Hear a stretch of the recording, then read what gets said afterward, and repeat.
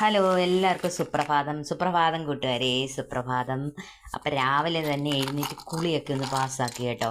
എന്നിട്ട് അടുക്കളയിലോട്ട് അങ്ങോട്ട് കയറി അങ്കത്തട്ടിലേക്ക് അങ്ങ് ഇറങ്ങി. കാരണം നമുക്കെന്താ, നമ്മൾ സ്ത്രീജനങ്ങൾക്ക് പൊതുവേ നമ്മൾ അടുക്കളയിൽ കയറി പണിയുക എന്നുള്ളൊരു ലക്ഷ്യമാണല്ലോ. എന്ത് കൂട്ടാൻ വെക്കുക, കറി വെക്കുക, ഇതൊക്കെ രാവിലത്തെ നമ്മുടെ ഒരു സിസ്റ്റമാണ്. രാവിലെ എന്നും എഴുന്നേൽക്കുന്നു, ഇതുപോലുള്ള കാര്യങ്ങൾ ചെയ്യുന്നു. ഇതൊരു എൻജോയ്മെൻറ്റിലൂടെ ചെയ്താൽ എന്താണെന്നാണ് എൻ്റെ ഒരു ആഗ്രഹം കേട്ടോ. ഇനി മുതൽ ഞാൻ അങ്ങനെ ചെയ്യാനാണ് ആഗ്രഹിക്കുന്നത്. അപ്പം ഞാൻ വേണ്ട രാവിലെ ഒരു ഏത്തക്ക ഉണ്ടായിരുന്നു, അതൊക്കെ അരിഞ്ഞങ്ങ് വെള്ളത്തിലോട്ടിട്ടു.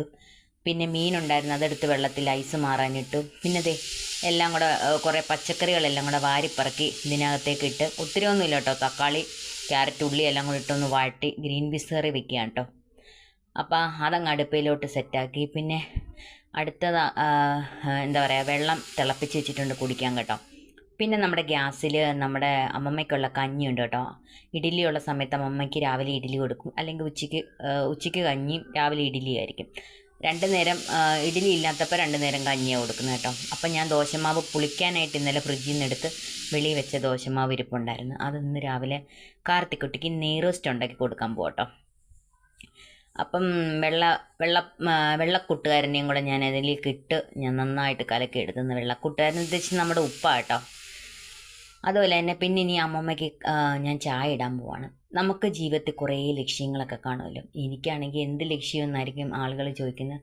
ഒരുപാട് ലക്ഷ്യങ്ങളുണ്ടായിരുന്നു, നല്ല ജോലി കിട്ടണമെന്നൊക്കെ കേട്ടോ. പക്ഷെ ഒന്നും കിട്ടിയില്ല. പഠിച്ചുകൊണ്ടൊരു പ്രയോജനം ഇല്ലെന്ന് ഞാൻ പറയുന്നില്ല. പഠിത്തം എപ്പോഴും ഒരു നല്ല കാര്യങ്ങൾ തന്നെ. പക്ഷേ എങ്ങും എത്താതെ പോയ എന്നെപ്പോലെ വീട്ടമ്മമാരുണ്ടെന്ന് എനിക്കറിയാം. അവർക്കും എന്താ പറയുക, ഇതുപോലെ നിങ്ങൾ തളരരുത്, മുന്നോട്ട് തന്നെ പോകണം കേട്ടോ.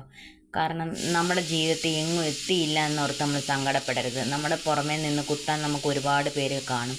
പക്ഷേ നമ്മൾ ഒരു ദിവസം നമ്മുടെ ലക്ഷ്യത്തിലേക്ക് എത്തിച്ചേരുമെന്ന് തന്നെ എനിക്കറിയാം. അപ്പോൾ അതാ നമ്മുടെ ചോറ് ഇവിടെ വേവാറായിട്ടുണ്ട് കേട്ടോ. അതൊക്കെ ഇനി ഊറ്റിയിടണം. എല്ലാം കൂടെ ഈ ഷോട്ടിനകത്ത് തികയത്തില്ലല്ലോ. വലിയ വീഡിയോസ് ഇട്ടാൽ നിങ്ങൾ എൻ്റെ വീഡിയോസൊന്നും കാണാറില്ല. പിന്നെ ദേ അമ്മമ്മയ്ക്ക് കാല് മുക്കാൻ വെള്ളവും, ഞാൻ കുളി കഴിഞ്ഞു കേട്ടോ. ഞാൻ രാവിലെ വെള്ളം തിളപ്പിച്ചായിരുന്നു കുളിച്ചത്. ഭയങ്കര തണുപ്പല്ലേ. അപ്പം ഞാനങ്ങനെ ചൂടുവെള്ളത്തിൽ കുളിക്കുന്ന ഒരാളെ അല്ലായിരുന്നു. ഇപ്പം ചൂടുവെള്ളത്തിലാണ് കുളിക്കുന്നത്. പിന്നെ അമ്മമ്മയ്ക്കുള്ള ചായയും കൂടെ അങ്ങോട്ട് കൊടുക്കാമെന്ന് വിചാരിച്ചു. സുന്ദരിക്കുട്ടി വെളിയിൽ ഇരിപ്പുണ്ട് കേട്ടോ ചായ കുടിക്കാൻ വേണ്ടിയിട്ട്. പിന്നെ ഞാൻ അമ്മമ്മയ്ക്ക് ഇട്ടപ്പോൾ നൈസായിട്ട് അതിൽ നിന്ന് കുറച്ച് ചായ എടുത്ത് കുടിച്ചു. ചായ കുടിയൊന്നും ഇല്ല.